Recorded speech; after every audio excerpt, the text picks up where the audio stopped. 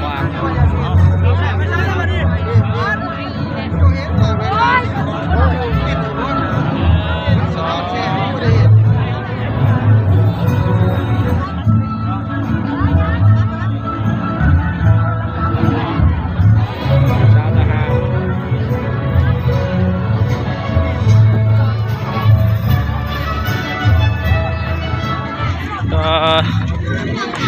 บรรยากาศอยู่ที่น้องโกมอด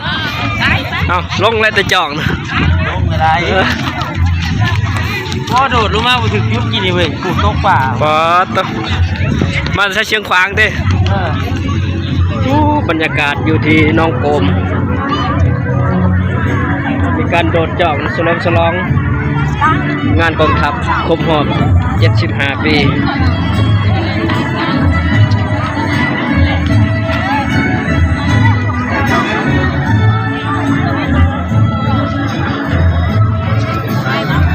นี่ได้ผู้โดดจ่องฮอตเด้แม่นหมด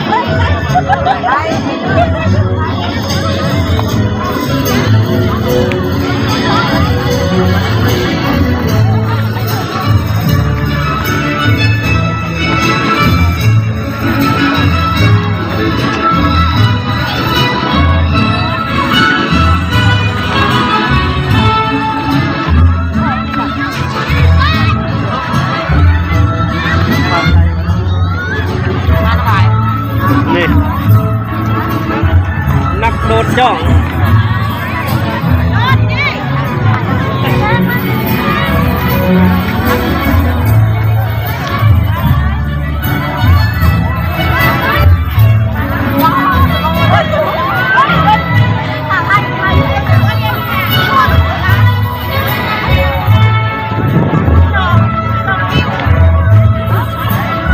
ได้แล้วอด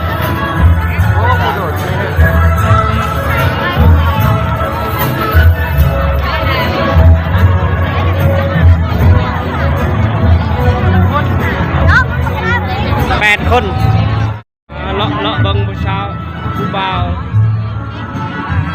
นักกีฬาโดดจ่องนะผู้บ่าวผู้ชาว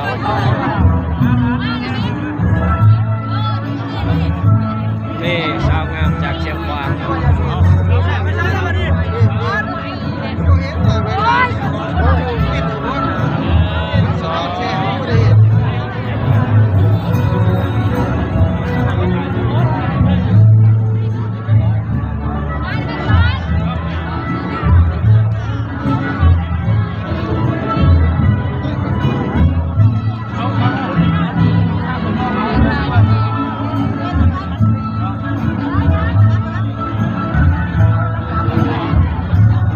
โดดจ่องส่วนร้ายมีแต่ผู้หญิงเนาะ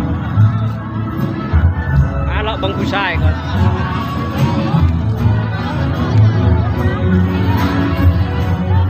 อันนี้กับผู้สาว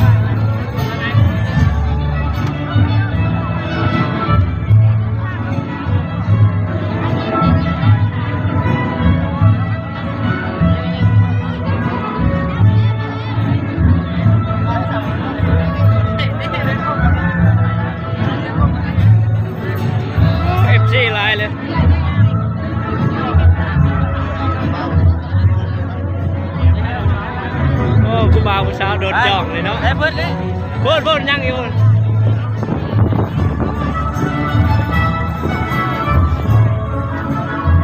บรรยากาศคนมาหลายมือเลยเนาะ มือนี้คนมาหลาย มาบ่ทันตอนโดน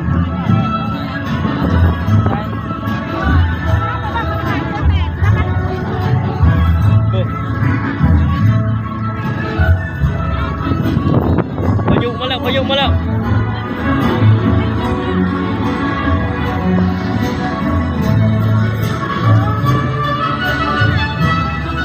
เสียดายเนาะท่านผู้ชมมาบ่ทันเนาะทันแต่ตอนเพิ่นเลิกเนาะเลยเป็นกีฬาโดดเจาะสำหรับคลิปนี้ก็สิปิดคลิปเพียงเท่านี้เด้อขอบใจผู้ที่เข้าเบิ่งเนาะให้จนจบสบายดี